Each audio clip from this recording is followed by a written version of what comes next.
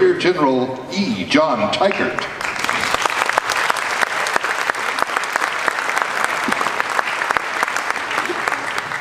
In 1921, the United States Army Air Service completed something that had never been done in human history.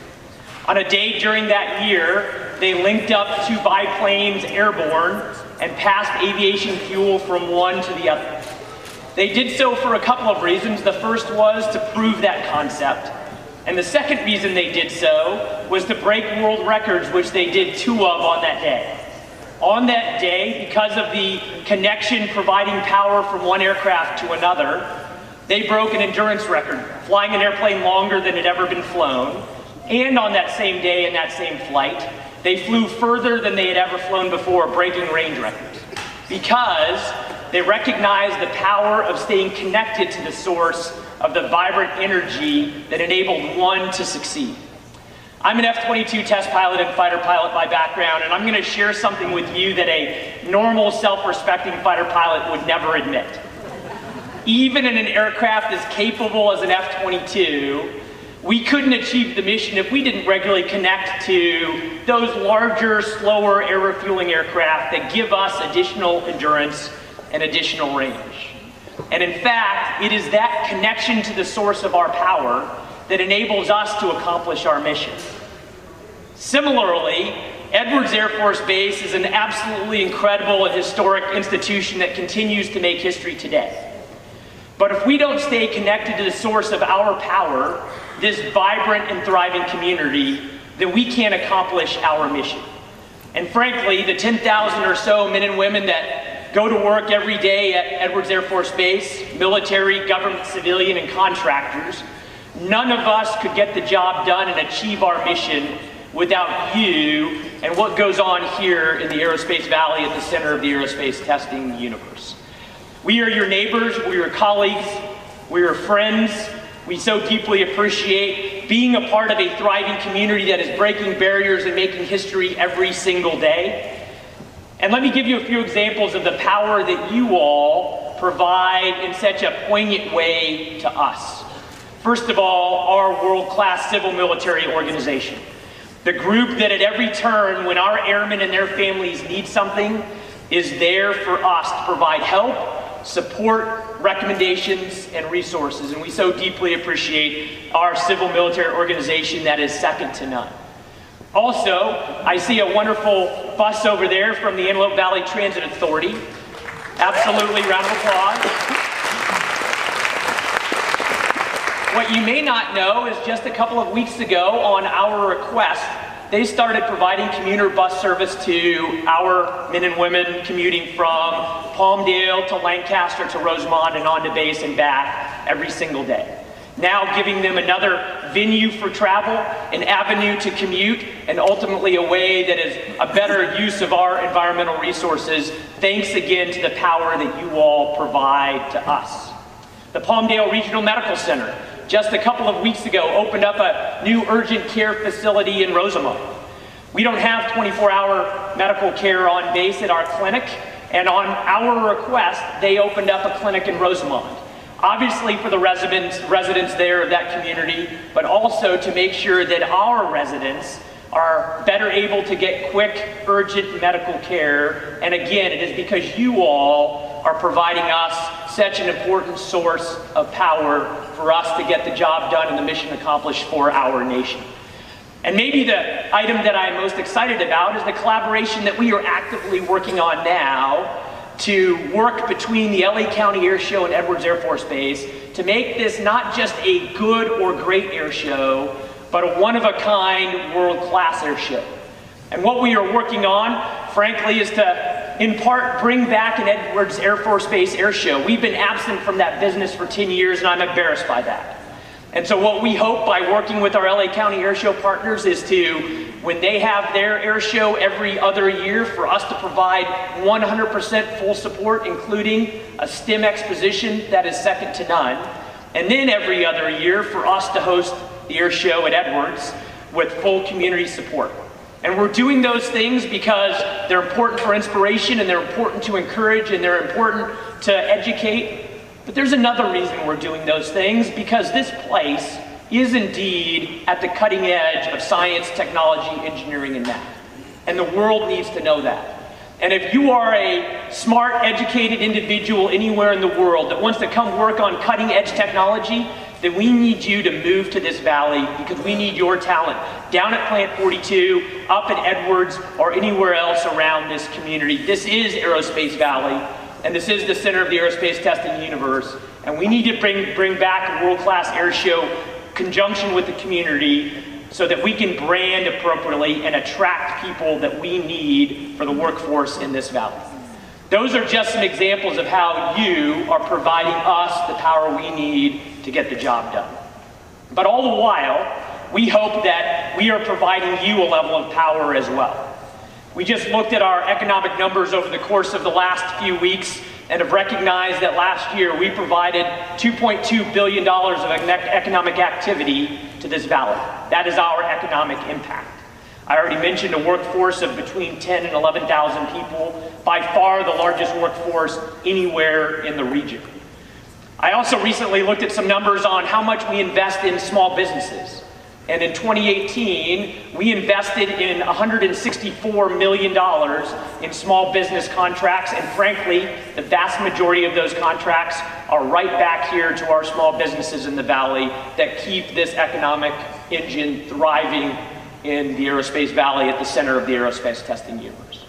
You may not know, we're also the stewards of Plant 42. We own that facility as a government-owned, contractor-operated facility, and we provide airfield operations, safety, security, and logistics that make sure that that economic engine in this community continues to thrive. We also very proudly, about a month ago, hosted our first ever Community Partnership Summit on base. And we had 50 or so organizations represented, where we are now actively finding ways to collaborate with the community for our mutual benefit. All of those areas are areas that we hope we're providing power back to this thriving community. Because you need it and we need it, and if the Aerospace Valley is going to continue to thrive, then we must work together.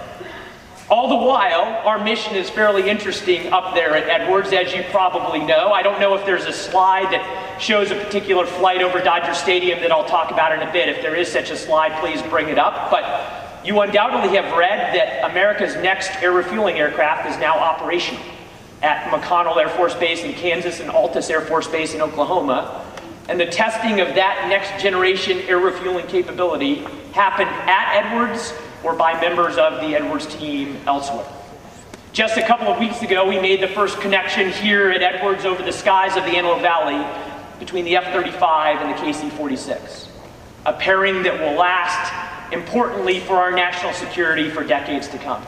Next week, we expect the B-2 to start getting certified in aerial refueling connections to the KC-46, and a couple weeks later, we expect the same from the F-22.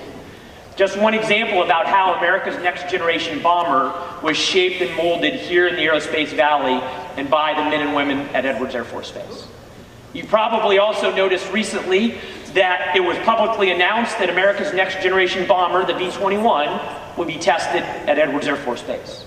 America's next generation trainer aircraft, the Trainer X, will be tested at Edwards Air Force Base. And undoubtedly, the next time we need to test a new fighter and a new unmanned aerial vehicle, they will be tested at Edwards Air Force Base as well. We continue to do some important F-35 testing at Edwards. In fact, we're in the middle of something called Initial Operational Test and Evaluation. And we are in operationally realistic environments, day by day, flying the F-35 alongside of our Navy F-35 partners and Marine Corps F-35 partners, all of which are stationed up at Edwards, and our British and Dutch and Australian F-35 partners all stationed up at Edwards to make sure that that next generation fighter is as capable in a realistic warfighting domain as our nation needs her to be. We just finished down here at Plant 42 by the men and women at Edwards Air Force Base, testing the F-15 Saudi Arabia Advanced Aircraft. America's largest ever foreign military sale, $30 billion. Again, tested by the men and women of this valley and of Edwards Air Force Base. I talk a lot about the center of the aerospace testing universe, and I talk a lot about the Aerospace Valley. And I've mentioned a lot of aero, but not a lot of space.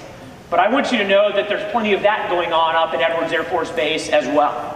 In fact, a few years from now, when American astronauts finally go to space and return on American equipment, they will return back in the Orion space capsule, which we have been recently testing out of a back of a C-17 and employing the parachutes to make sure that those Americans returning back on American technology from space are safe.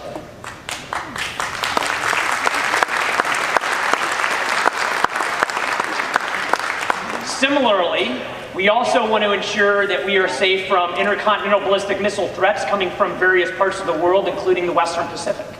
And there are treaties that prohibit us at times shooting test missiles towards anywhere on the globe, but we have the option to kick 70,000-pound intercontinental ballistic missiles out of the back of our C-17s out over the Western Pacific, launched towards the United States, so that we can test our missile defense technology to make sure that no matter what situation and no matter who may harm us, that we have full assurance that those missiles will be intercepted by our American technology, again, tested by the men and women at Edwards Air Force Base. Similarly, we're working on testing for autonomous systems and artificial intelligence, hypersonics, fifth generation aerial targets, counter unmanned aerial system technology, and all of that is going on at Edwards Air Force Base and here in the Aerospace Valley in the center of the aerospace testing universe, because we're connected to the power that you provide to us.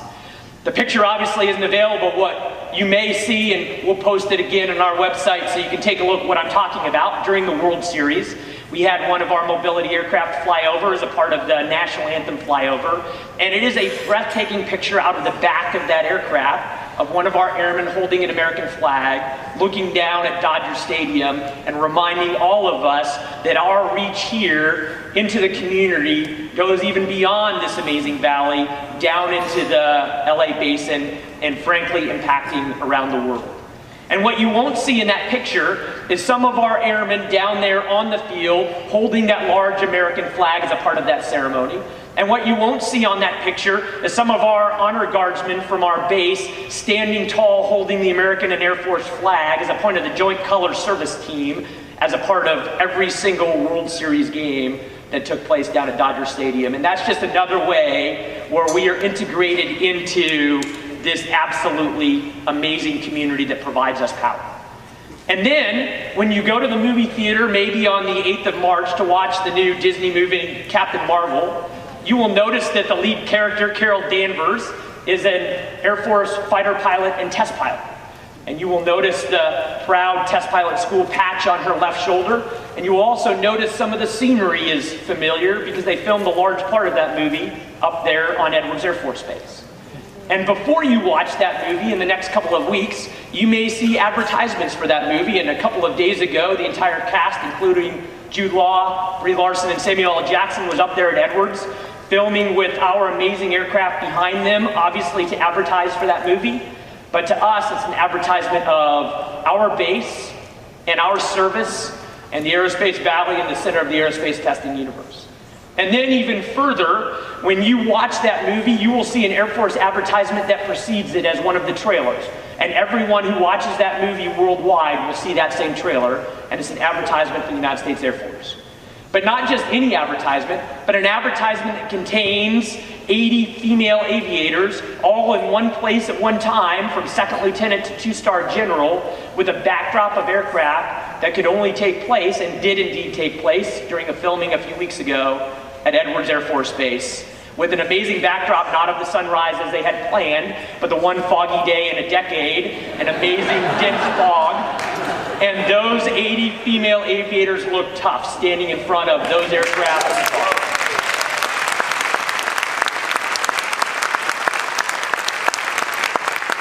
And all of that should make you proud, not just because we're a base and you're a part of the Aerospace Valley, but because we couldn't get any of that done without the power that is provided by this thriving, vibrant community that is indeed and should be known worldwide as the Aerospace Valley, and as the center of the aerospace testing universe. Thank you so very much for providing us that.